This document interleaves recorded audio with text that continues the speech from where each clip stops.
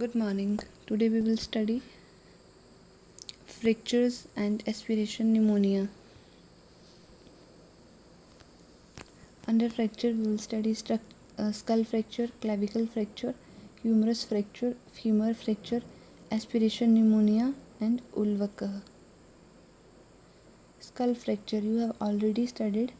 There are two types of skull fracture, linear skull fracture and depressed skull fracture. As you know, linear skull fracture mainly affect parietal bones and pathogenesis is mainly related to compression from application of forceps apply करने पे या फिर pushing against the maternal symphysis or ischial spines. Rarely a linear fracture may be associated with dural tear. Dura mater के tear के साथ ही कभी कभी associated होता है. एंड जो लीनियर स्कल फ्रैक्चर है it is of little importance until it is associated with fontanelles or some venous cyanosis. Next is depressed skull fracture.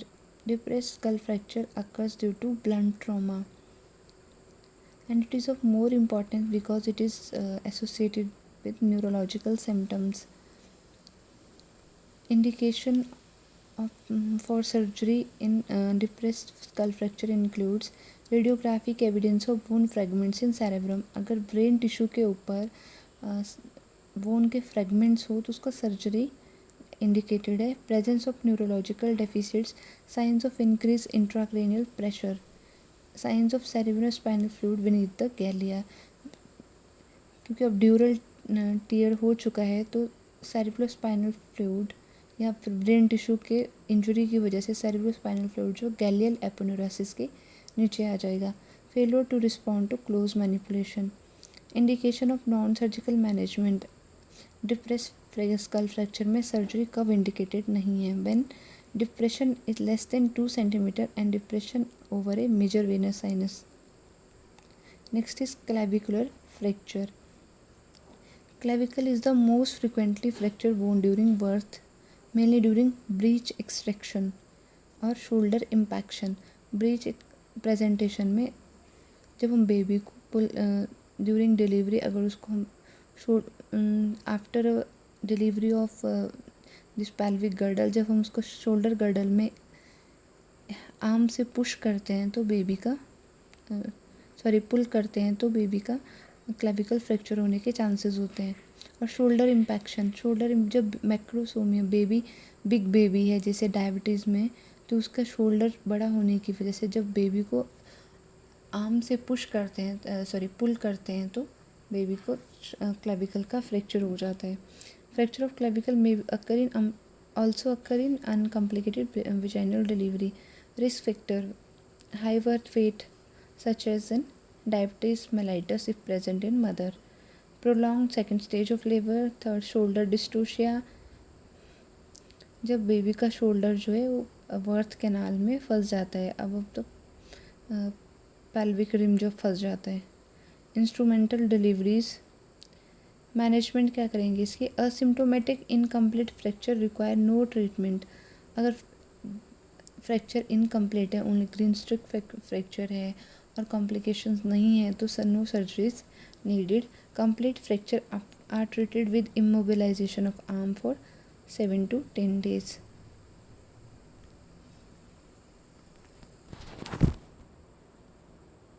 Next is femur fracture.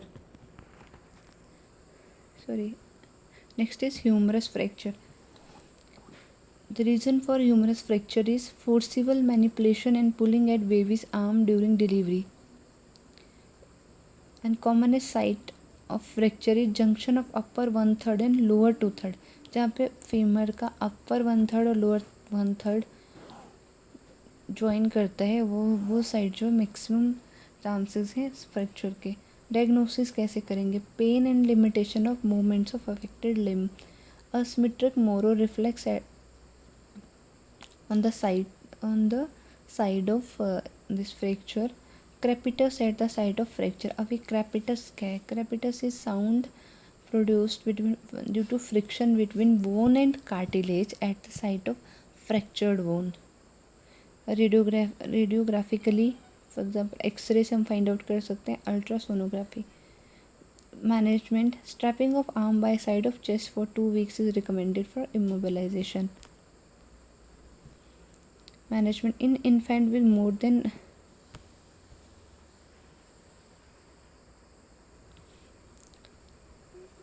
now prognosis excellent unless the epiphysis is damaged, in which limb may be permanently shortened।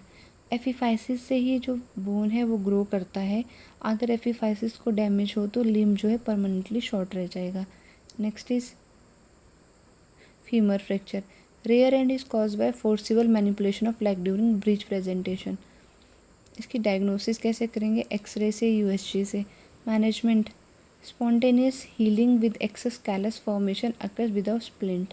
अगर splint नहीं लगाएंगे तो अपने आप bone जो है heal करेगा, लेकिन कैलस फॉर्मेशन ज़्यादा होगा। Better result are obtain by overhead traction and suspension of both lower extremities even if fracture is unilateral in application of spica cast for 4 weeks। मतलब लेग को इमोबिलाइज करने के लिए उनको ओवरहेड हेड की तरफ को ट्रैक्शन और सस्पेंशन मीन्स उसको थोड़ा खींच, उसको प्रॉपर अलाइनमेंट करके खींच के उसको प्रॉपर जगह पे रख के उसको सस्पेंड कर ऊपर की तरफ उसको सस्पेंड किया जाता है, दोनों लेग्स को, चाहे एक में फ्रैक्चर हो तो भी। और उसको अलाइनमेंट के बाद 4 weeks तक जो है कास्ट से बांध के रखा जाता है। इन infant with more then 1 fracture osteogenesis imperfecta should be rule out. अगर किसी इन्फेंट में मोर देन 1 फ्रैक्चर अगर ह्यूमरस में हो रहे हैं, दैट मीन्स उसको कोई बोन रिलेटेड प्रॉब्लम जैसे ऑस्टियोजेनेसिस इम्परफेक्टा हो सकता है, जिसमें बोन जो है ऑलरेडी वीक है और फ्रैक्चर ऑफ चांसेस ज़्यादा हैं। Next topic is aspiration pneumonia, इसे आयुर्वेद में हम उल्वक से कंपेयर कर सकते हैं। एस्पिरेशन निमोनिया क्या है, एस्पिरेशन क्या है, it is defined as inhalation of oropharyngeal और gastric content into larynx and lower respiratory track.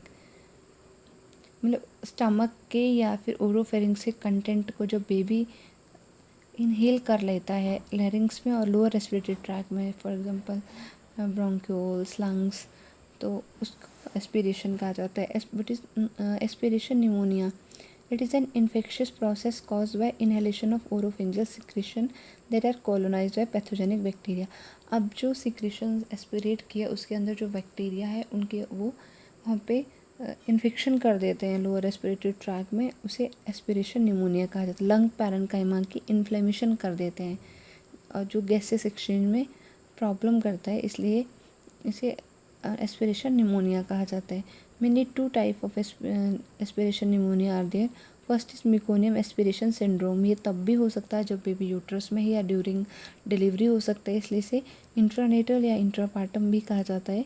Second is post natal aspiration, after birth जो बेबी गैस्ट्रिक एरोफेरिंजियल कंटेंट को एस्पिरेट करता है उसे पोस्ट नेटल एस्पिरेशन कहा जाता है।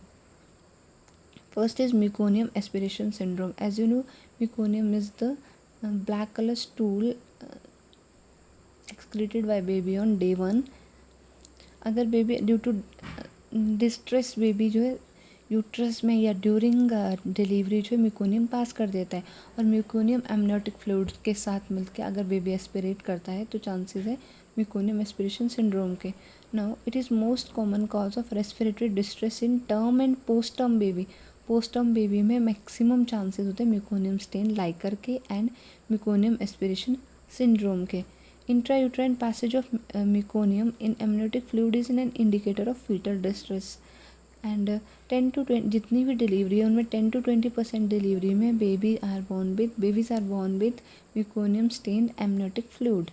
बट मिकोनियम एस्पिरेशन सिंड्रोम सिर्फ 5 to 10% बेबीज़ में ही होता है। Means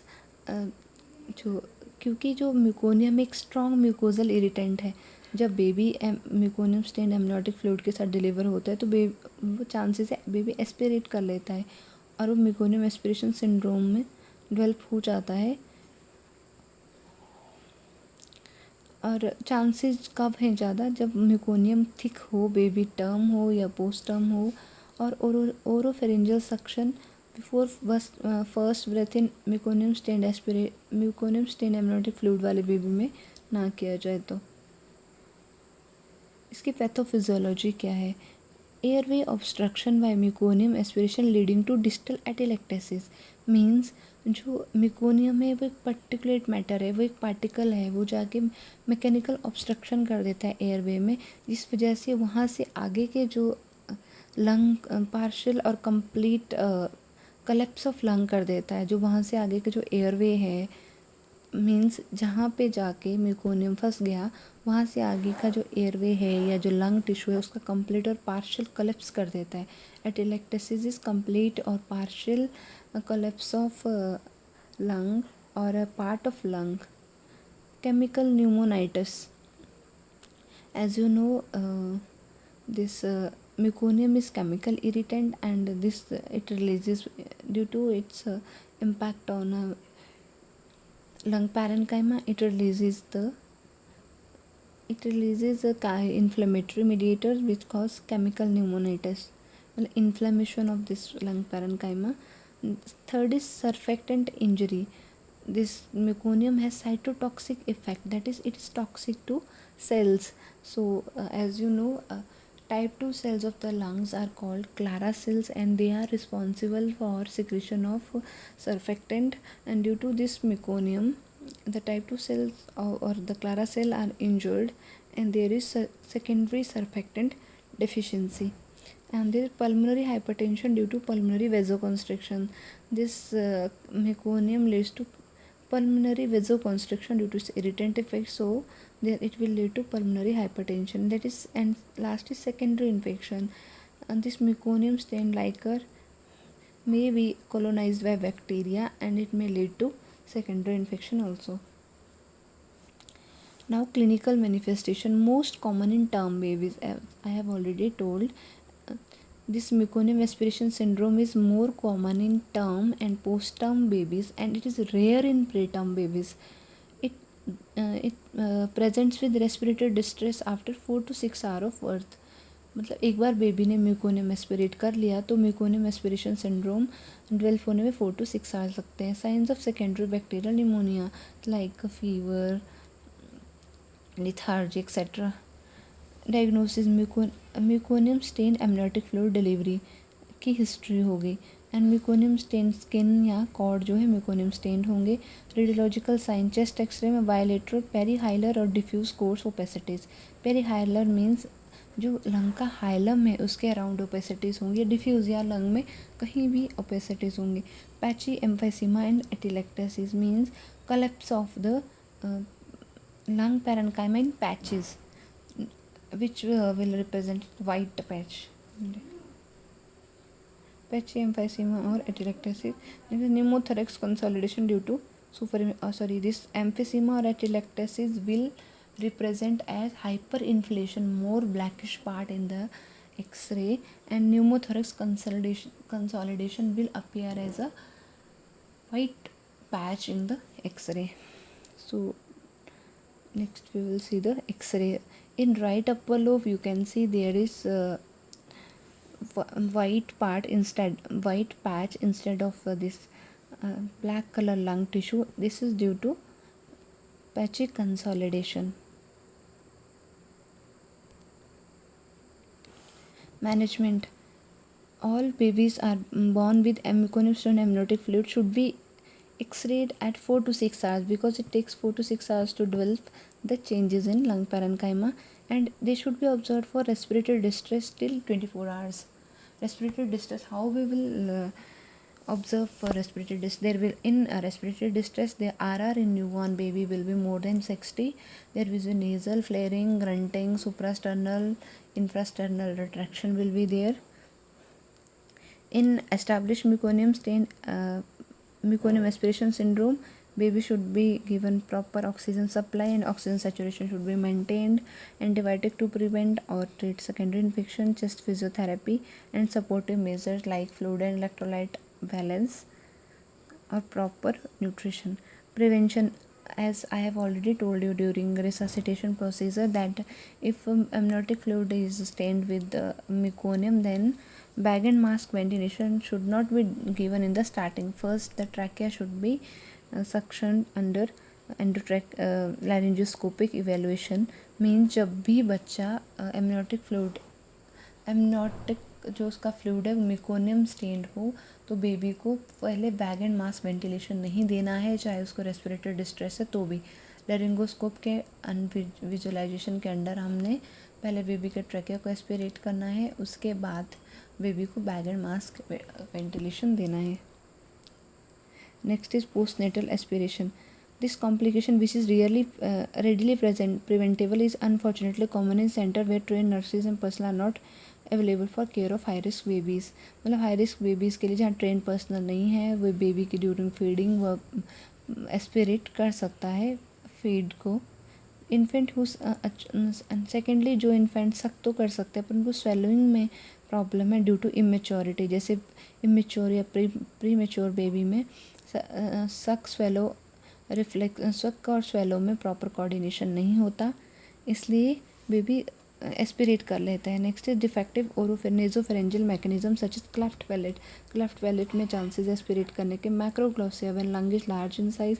ग्लोसोटेसिस downward displacement of tongue में चांसेस है।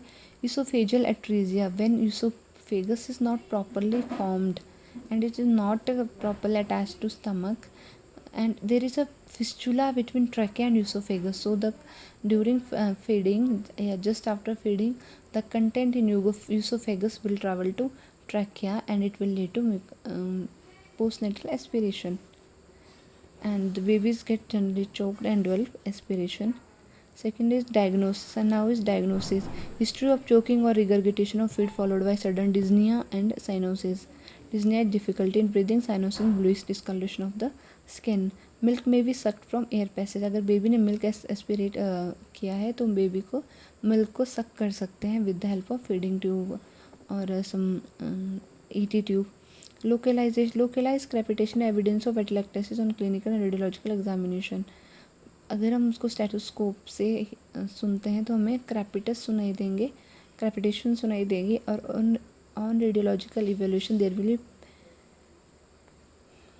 वाइट कलर पैचेस और there due to pneumonia, and there will be hyper inflation मतलब black colour more due to atelectasis.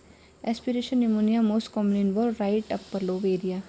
Treatment oxygen or ventilatory assistance, antibiotic to prevent and treat secondary infection, chest physiotherapy and supportive measures like fluid and electrolyte balance, nutrition. According to Ayurveda, ulvak rog can be compared with this aspiration pneumonia. It is also called ambu. Ambu is jal, so we can compare it with amniotic fluid. निदान क्या है इसका? जब प्रसव के बाद शिशु गर्भोदक का वमन करके बाहर नहीं निकाल पाता तो मुख में और मुख के कफ का ठीक से शोधन नहीं हो पाता. नवजात शिशु परिचर्या में हमने मुख शोधन और गर्भोदक वमन पढ़ा था. अगर हम शिशु गर्भोदक वमन का अच्छे से नहीं कर पाता या फिर उसका मुख शोधन नहीं हो पाता तो जो एक्स्ट्रा कफ जो मुख में है वो क्या करते हैं, उपरोक्त के संपर्क से दूषित रस हृदय में विकृति उत्पन्न करता है जिससे शरीर के स्रोतों के पथ अवरुद्ध होकर व्याधि लक्षण उत्पन्न करते हैं. मीन्स जो ये गर्भोदक है वो रस की दुष्टि कर देता है और जो रस जो है हृदय स्थान में विकृति उत्पन्न करता है और वो स्रोतोवरोध करके व्याधि लक्षण उत्पन्न करता है. व्याधि लक्षण क्या है? हृदरोग, आक्षेपक, श्वास, कास, ज्वर, सर्दी, और जो बच्चा जो है मुट्ठी बांध के बेहोश हो जाता है. इसे आचार्य ने सहज व्याधि माना है, मतलब जन्म से ही प्रेजेंट है. चिकित्सा, शिशु को स्नान व अभ्यंग का निषेध है. It's important. स्रोतोशोधन, अजमूत्र अल्प मात्रा में प्रातःकाल कई बार देना चाहिए.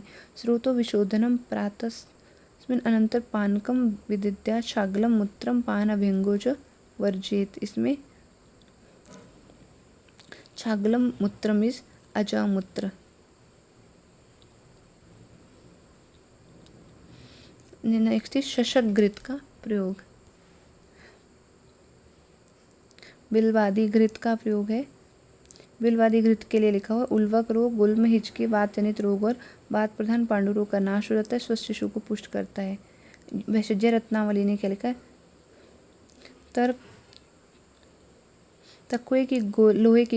लोहे की गोली को तपाकर तेल में बुझाकर तेल का पान करवाना चाहिए. तर्क धोगुडिका तप्तां निर्वाप्य कटु तेल के तत् तैलम पान्तु हन्ति बालानाम उल्ब उलबणम। Thank you.